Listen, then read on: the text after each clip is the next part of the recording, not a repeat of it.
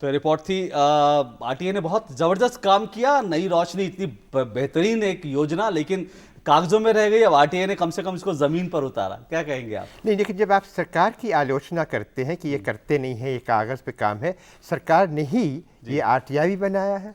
लिहाजा उन्होंने जनता के हाथ में ऐसा पुर्जा अवश्य दिया है कि अगर उनका कोई वर्ग, अगर कोई उनका अंग कोई बात नहीं कर रहा है या कोई काम नहीं कर रहा है जैसे सरकार चाहती है, तो आरटीआई है। आरटीआई वास्तव में एक सेल्फ क्रिटिसिज्म की बात है कि लोग, ये सरकार को पता चल जाए कि हम में कमज़ोरी कहाँ है, ताकि उनको दुरुस्त कर सके। इसीलिए मैं बार बार आपसे कह रहा हूँ कि इसमें भी जो अल्पसंख्यक योजना के प्रगति की योजना है, अगर उसमें कुछ कमी है, सरकार ने उससे सीखा कैसे? आरटीआई भी एक पुर्जा है जिससे वो सीखते हैं।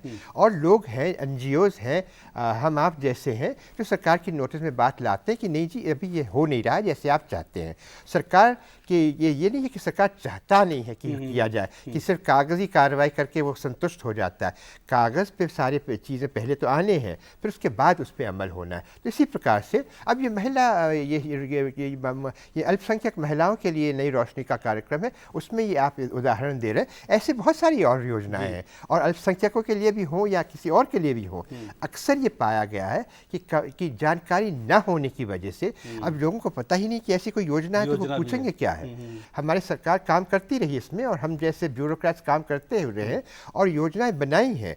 लेकिन ये भी दुरुस्त है कि बहुत सारी ऐसी योजनाएं हैं जिन पे अमल हुआ ही नहीं है। यानी सतर्कता और सजगता जरूरी है अगर हम चाहते हैं कि वो योजनाएं जो बनी है वो असल में अमल में आए। और इसीलिए आरटीआई है। इसीलिए आरटीआई, बिल्कुल सही कहा आपने, इसीलिए आरटीआई है। और आरटीआई का बहुत सारा फायदा अल्पसंख्यकों को मिल रहा है, लेकिन बहुत कुछ अभी इस संबंध में और किया जाना है। दिल्ली की एक संस्था, दिल्ली के आदेश की एक संस्था जो है मुस्लिम अल्पसंख्यकों के बीच किस तरह से आरटीआई के इस्तेमाल को लेकर अलग जगा रही है, ये हम देखेंगे इस छोटे से ब्रेक के बाद।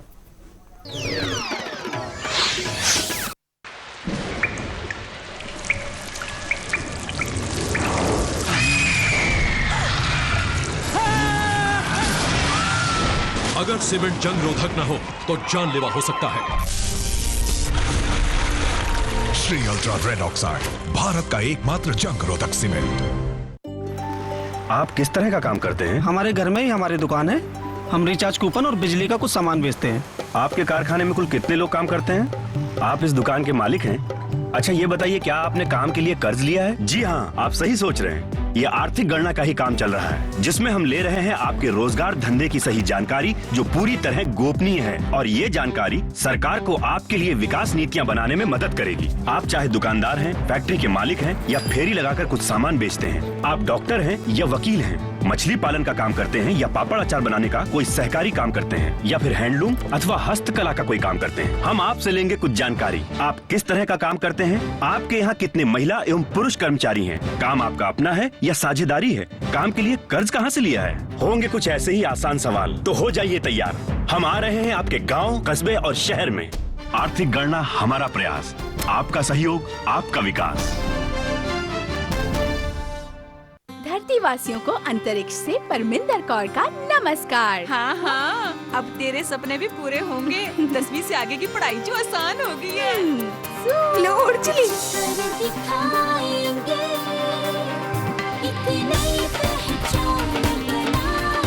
पोस्ट मैट्रिक स्कॉलरशिप से अल्पसंख्यकों को मिल रहे हैं आगे बढ़ने के अवसर। आइए इसका लाभ उठाएं। राज्य सरकारों द्वारा समाचार पत्रों में दिए जाने वाले संबंधित विज्ञापनों पर आप नजर रखें। आप बढ़ेंगे, देश बढ़ेगा।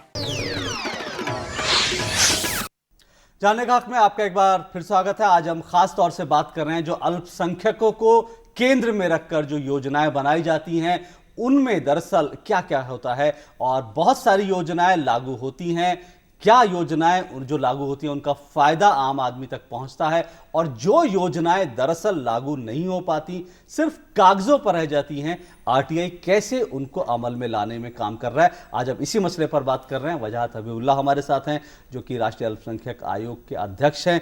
और अगली जो स्टोरी हम देखने जा रहे हैं, वो ज़कात फाउंडेशन के बारे में। जी हाँ, ज़कात फाउंडेशन मुस्लिम जो देश की मुस्लिम आबादी है उसके बीच बेहतरीन तरीके से काम कर रहा है और ख़ास करके आरटीआई को लेकर ये काम कर रहा है। आरटीआई को लेकर देश भर में ज़कात फाउंडेशन लगातार वर्कशॉप कर रहा है ताकि अल्पसंख्यकों को ये मालूम हो कि उनके लिए क्या क्या योजनाएं हैं, कहां कहां उनको पैसा मिल सकता है, मदद मिल सकता है और कैसे आरटीआई का इस्तेमाल करके वो अपने लिए जो योजनाएं हैं उनका फायदा उठा सकते हैं। किस तरह से ज़कात फाउंडेशन इस सब मसले को लेकर काम कर रहा है, ये देखते हैं हमारे संवाददाता विनोद चौधरी की इस रिपोर्ट में।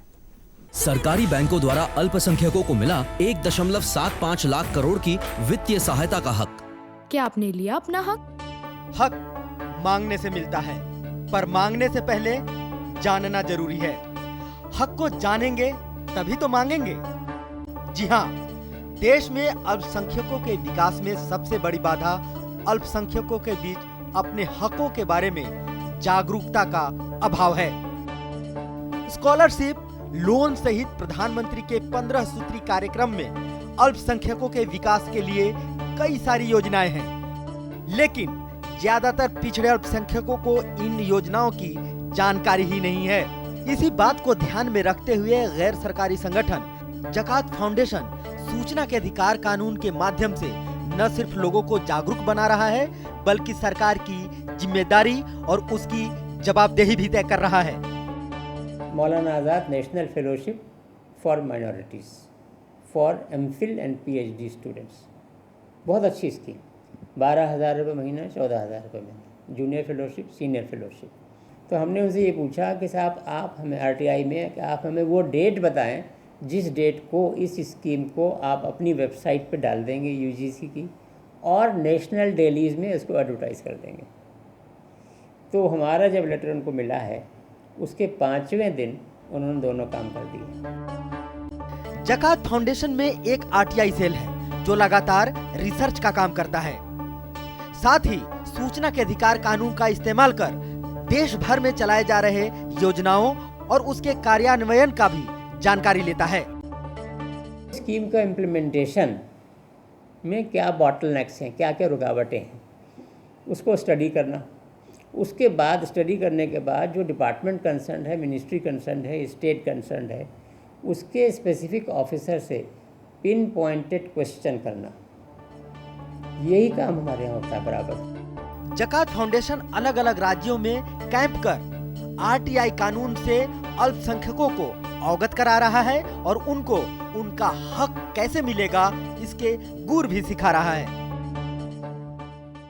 तो रिपोर्ट थी वजह साहब, ज़कात फाउंडेशन ने देश भर में ऐसी कई वर्कशॉप की आरटीआई लगाई, अल्पसंख्यकों को ये बताया कि भाई आप आरटीआई लगाइए स्कॉलरशिप के लिए, बाकी लोन के लिए किस तरह से फ़ायदा उठा सकते हैं। ये एक बहुत अच्छा जरिया तरीका हो सकता है।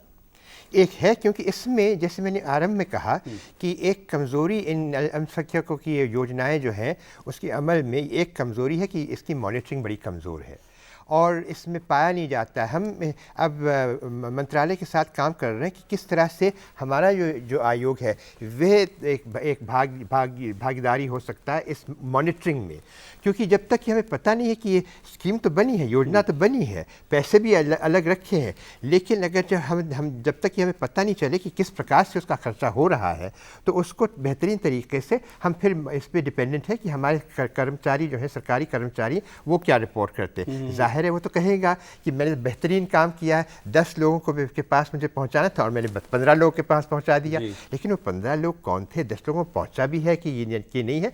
ये एक मॉनिटरिंग की बात है।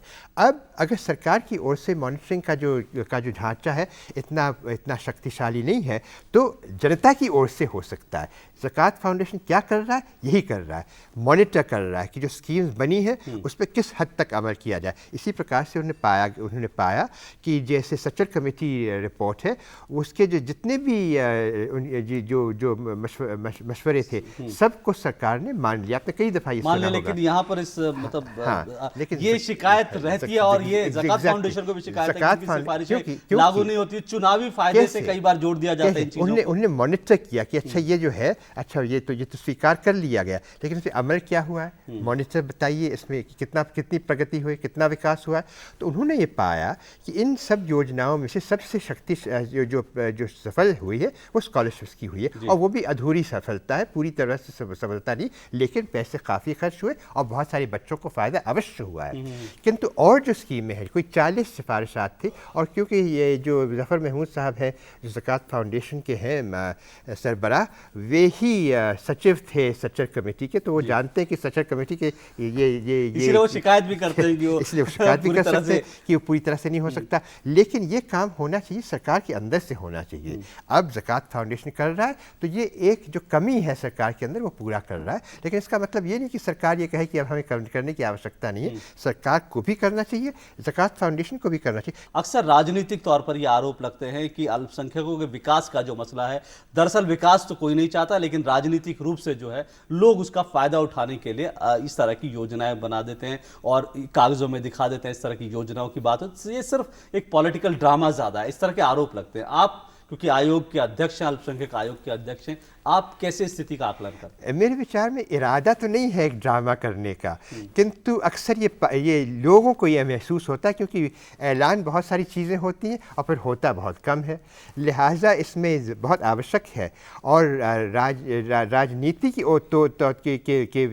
के बुनियाद पर भी ये बहुत आवश्यक है कि लोगों को ये भरोसा हो कि अगर कोई चीज़ ऐलान हो रही है तो उस पर अमल भी हो रहा है, और अगर अमल हो रहा है या नहीं हो रहा है, लोगों को ये शक्ति होनी चाहिए कि ये पता करें कि हाँ इस पे अमल किस हद तक हुआ, किसको फ़ायदा पहुंचा। ये बता रहे हैं कि आपको फ़ायदा पहुंचा, आप कह रहे हैं कि मुझे कोई फ़ायदा ही नहीं पहुंचा। यही पाया था ना, ये MKSS ने यही पाया था राजस्थान में, जिससे ये RTI की पैदाइश भी हुई थी। जन्म इसी से हुआ था, क्योंकि जिन लोगों को फ़ायदा पहुँचना था और जिन लोगों का रिकॉर्ड था कि 1000 लोग को फ़ायदा पहुँचा, पाया गया कि वहाँ एक आदमी को नहीं फ़ायदा पहुँचा उस गाँव में।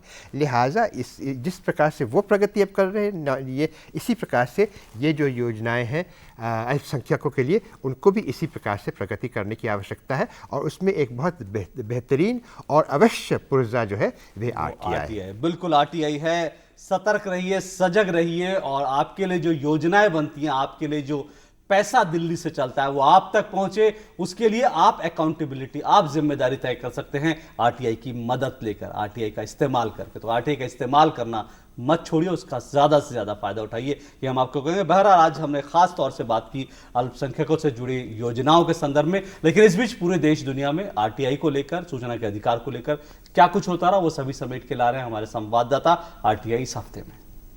सूचना का अधिकार कानून को लेकर इस समय की सबसे बड़ी खबर है कि सूचना के अधिकार के तहत जो आने वाले राजनीतिक दल हैं उन्हें RTI कानून से बाहर कर दिया गया है। पिछले कुछ दिनों पहले केंद्रीय सूचना आयोग ने अपने 3 सदस्यीय बेंच में एक फैसला दिया था और कहा था कि देश के जो 6 बड़े राष्ट्रीय दल हैं वो RTI कानून के दायरे में आएंगे, क्योंकि उनका जो कार्यालय है वो दिल्ली में है और दिल्ली में वो जो सरकारी संपत्ति पे है, इसीलिए वो पब्लिक अथॉरिटी है।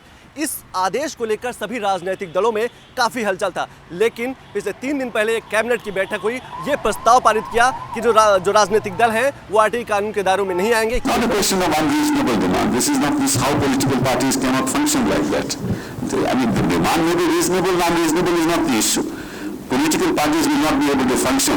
If every day somebody asks why did you take this decision, what are your internal consultation processes, who said what, it become very embarrassing. I mean, we will not be able to open our minds within political parties. After all, it is through discussion and debate that decisions are taken. You may be for something, you may be against something. But if the citizens of the country know as to what Mr. Sibal said or what Mr. Chidambaram said or what Mr. Tiwari said, then it is difficult for Mr. Tiwari or Chidambaram or me to say those things. तो था RTI इस हफ्ते, और इसी के साथ आज कार्यक्रम में इतना ही। वजाहत अबीउल्लाह साहब, आप यहाँ पर आए, बहुत बहुत आपका शुक्रिया, बहुत धन्यवाद आपका। तो आज का हमारे कार्यक्रम में इतना ही। आपको हमारा कार्यक्रम कैसा लगा? आप कोई भी प्रतिक्रिया चाहे तो आप हमें भेज सकते हैं। प्रतिक्रिया भेजने के लिए हमारा पता नोट कर लीजिए। हमारा पता है जानने कहा, कमरा नंबर 226, दूरदर्शन भवन, टावर B, मंडी हाउस, कॉपरनिकस मार्ग, नई दिल्ली 110001। फिलहाल इतना ही, इजाज़त दीजिए, नमस्कार।